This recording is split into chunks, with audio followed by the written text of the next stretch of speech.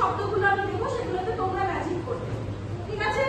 চলো, আমি দেখো জেলিফিশ কথাটাকে আমি এখানে জে লিখলাম, এখানে ই লিখলাম, এখানে এল লিখলাম, এল লিখলাম, ওয়াই লিখলাম, ব্যাস শেষ হয়ে যাচ্ছে তো? তারপরে এখানে এফ লিখলে তো তারপরে এতগুলো মোড এখনো বাকি থাকবে, তাই তো? কিন্তু কি করা যায় বলো তো? কারণ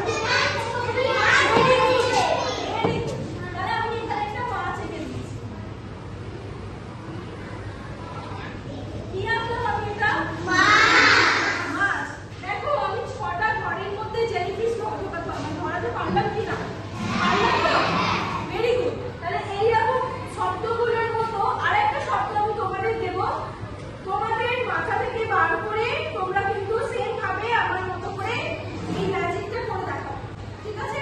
চলো, আমার নেক্সট শব্দ হচ্ছে R A I N B O W. কি লিখলাম? রেইনবো মানে কি?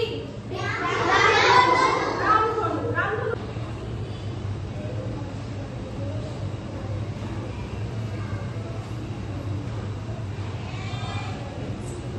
Very good. এসো দেখো, একা একা থাকতে নেই, ঠিক আছে? একা একা থাকতে নেই বলতে আমরা কি একা থাকতে ভালোবাসি না আমাদের বন্ধুদের সঙ্গে থাকতে ভালো লাগে? বন্ধুদের সঙ্গে থাকতে ভালো লাগে, তাই তো? আমরা কি একা একা বাড়িতে থাকি, স্কুলে থাকি? না, থাকি না। আমরা স্কুলে বন্ধুদের সঙ্গে থাকি আর বাড়িতে আমাদের পরিবারের সঙ্গে থাকি, তাই তো? আচ্ছা, জোরে বলো। দিশা কি পেয়েছো? গাড়ি। এনো আমি কেন? তুমি কি পেয়েছো? ঠিক করে বলো। ঠিক করে বলো। এনো তুমি কি পেয়েছো? বলো।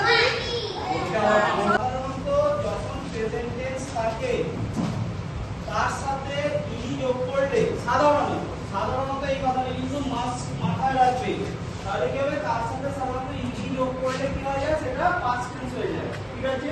এবং পাস্ট পার্টিসিপেল ফর্মটাও এটাই থাকে, ঠিক আছে? কি বললাম বুঝতে পেরেছি? তাহলে প্রথম তাহলে প্রেজেন্ট টেন্সে কি ছিল? মানে কি? অ্যাস্টনিশ, অবাক হওয়া। তার পাস্ট টেন্স তাহলে কি হবে? অ্যাস্টনিশ। অর্থাৎ কি যোগ হলো? ই যোগ হলো।